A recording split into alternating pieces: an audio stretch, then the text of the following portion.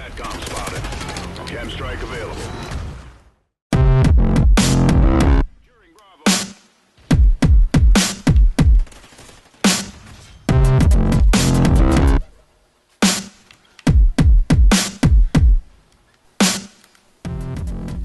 Hey guys, FastJake here, and this is Road to Chem Strike Episode 1, the beginning and the end.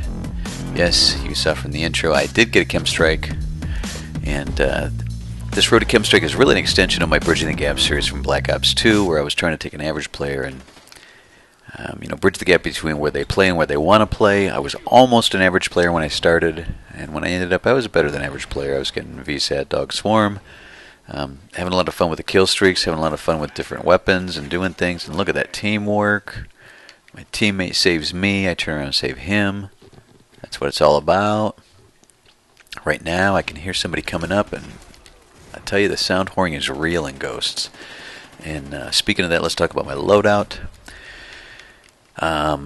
Running Dead Silence and Amplify, and also Hardline is huge on this. It takes 1 kill off of the streak in general, plus every 2 assists goes towards a kill on your streaks, so that's pretty big.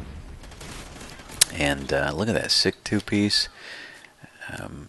I was really doing the mini rotation here. I got that other Bridging the Gap series about mini rotation and working an area of the map, and I really like doing that. And if you notice, a lot of people that are getting these chem strikes, if they're not in a full party, there's a lot of mini rotations, and it's not all in the same area.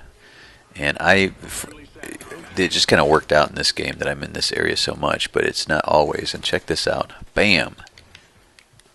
Get him from behind again. Getting that amplified going.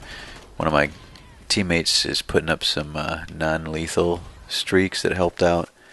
But and look at that guy crouch walking. And you know what these guys really are? These are guys that I've killed, and I've spent a lot of time here almost by default. We got them at A and C, and they're at B, so a lot of their traffic's going to be coming through here. But what happens is I kill them here, and then they come back for revenge, like this guy sneaking around the other way, and I kill him again, and then they try to flank for revenge the next time. And it gets fun when you can do that, when you're doing that mini rotation. And right here I'm sound whoring again, and my non-lethal buddy puts up a oracle that helps out a lot. But it's really fun when you can do that, when you're doing a mini rotation and you end up getting the guys that are coming right at you, and then you can come back and get the guys that are flanking. You get the revenge kills, and then the flanking revenge kills, and you're just going back and forth and back and forth, and that's what really makes it fun.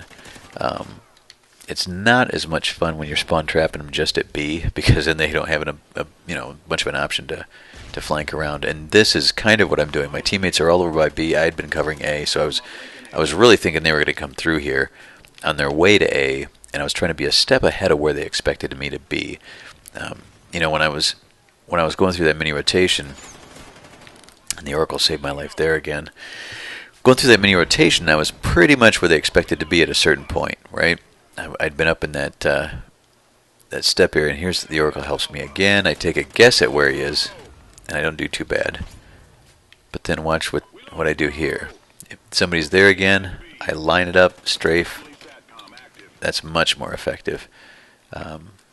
Much more effective. I don't think I've talked really about a lot of those things in any Bridging the Gap series, but so I was where they expected me to be before, as I was rotating through that area at A.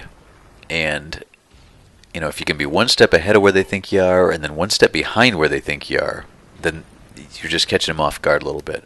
And that's what I was trying to do. And right here, what I'm trying to do is just tap on A, get them to hear that they're losing it, so they'll come get me. And I had a hard time doing that. They didn't want to come over here. Maybe because I'd been torching them for the whole time. But there it is. I finally get it. I don't know what he was doing. I'm not going to lie, some of these guys weren't the smartest.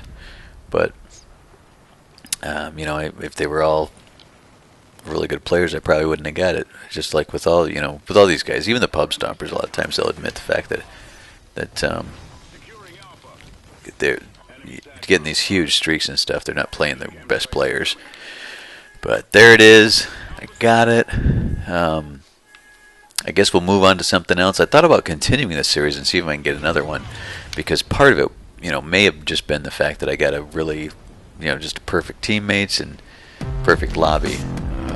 I play solo, so that's pretty important to get the right combination of stuff like that. But anyway, if you made it this far, hit like. If you made it this far but didn't like it, you better hit like anyway, because you made it this far. If you're new, hit subscribe. And as always, leave me comments. Let me know what you think. And so there's my Road to Chem Strike, Episode 1, the beginning and the end. See you later.